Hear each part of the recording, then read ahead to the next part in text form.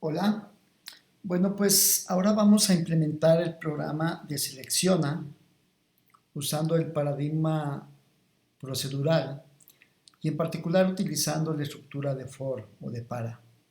De hecho ya tenemos allí el algoritmo que vamos a ir siguiendo mientras implementamos nuestro programa en Python. Pero antes de hacer eso, permítame recordarles lo que hace Selecciona.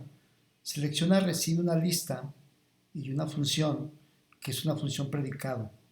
Entonces lo que hace esta función es que si aplica cada uno de los elementos de la lista y si el elemento cumple con la condición que le impone la función predicado, pues va a ser parte o se va a seleccionar para generar una lista con aquellos elementos de esta que cumplieron con dicha función. ¿De acuerdo? Es decir, estamos filtrando. Con esta función predicado filtramos aquellos elementos de esta lista que cumplan con ese predicado. Entonces el algoritmo sería el siguiente.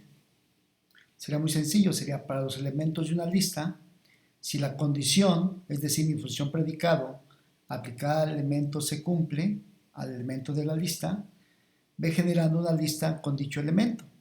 Y de esa manera vamos a obtener la lista de los elementos que sí cumplieron con esa condición. Y ya una vez que haya terminado de hacer la lista, pues va a regresar la lista generada. ¿De acuerdo? Pues comencemos a implementar entonces nuestro programa. Sería dev, se llama selecciona y va a recibir dos argumentos, la lista y la función. Y entonces, pues como tenemos que ir generando una lista con los elementos que sí cumplieron con la condición, pues aquí la inicializo, aquí la defino, la inicializo con la lista vacía y ahora sí comienza nuestro algoritmo, que es para los elementos de una lista, eso en Python se dice casi de manera directa, es for los elementos en una lista, en lista, dos puntos, ¿de acuerdo? ¿Qué va a hacer? Pues voy a preguntar qué cosa, si la función predicada aplicada al elemento que estoy recorriendo, ¿verdad? Es verdadera, ¿ok? Este hecho ya me da un predicado, esto me va a dar falso o verdadero porque la función que va a recibir aquí va a ser una función predicado. Entonces, si esa función es verdadera, entonces quiero que me vaya creando la lista con esos elementos que cumplieron con esa condición o con esa función. ¿Ok? Y entonces aquí me voy creando esa lista con esos elementos. De manera que, repito, va a ir haciendo esto de manera iterativa para todos los elementos de la lista. Y cuando haya terminado, pues lo que queremos es que nos dé aquellos elementos que seleccionó. Es decir, aquellos que fue acumulando porque cumplieron con la condición de la función predicada. Y para hacer eso le damos return L. Y con eso estamos regresando a los elementos de la lista. Vamos a probarlo.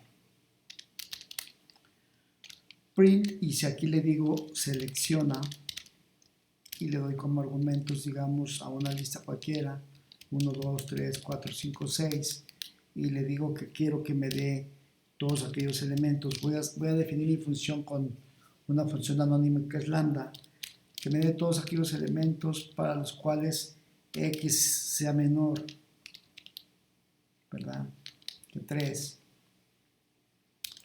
Noten que este tiene que ser una función predicado, es decir, una función que regresa falso o verdadero. Entonces, con esta situación lo que quiero es aquellos elementos que sean menores que 3. Entonces me va a dar 1 y 2, ¿de acuerdo? Espero que me dé 1 y 2. Pero lo ejecuto, vemos acá abajo y en efecto me dio 1 y 2. Vamos a probarlo para otra un poquito más elaborada. Permítanme copiar eso para que el video sea más corto. Y únicamente quiero cambiar mi función predicado. Aquí va a ser, digamos, lambda x para cuando x módulo 2, esta es una función que ya viene en Python, sea igual a 0.